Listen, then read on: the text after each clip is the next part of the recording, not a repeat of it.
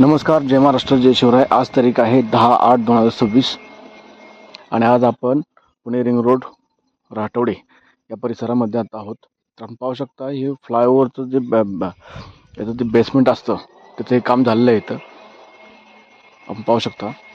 आता याच्यावरती जवळजवळ 1.5 ते 2 किलोमीटरचा मोठा याच्यावरती फ्लायओव्हर होणार आहे.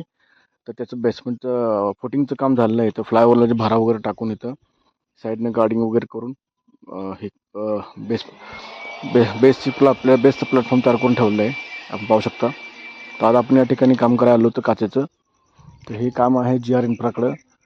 याच्यामध्ये ब्रिज आणि तुमचं फ्लायओव्हर बांधणं आणि बाकी बेसवर्कचं जे काम आहे ते VH खत्री कन्स्ट्रक्शन यांच्याकडे आहे काम हे. आपण दोन्ही कंपनीचे वेंडर आहोत. तर आपण आता W5 पॅकेज म्हणजे वेस्ट 5 मध्ये आहोत. तर आजची ही कामाची गती आहे या परिसरातली.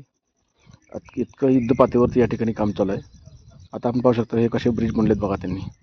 आणि सगळ्यात अगोदर हा पुणे जिल्ह्यातील या भागातला हा पुणे रिंग रोड चालू होणार आहे, कारण इथं सर्वात गतिमान पद्धतीनं काम चालू आहे.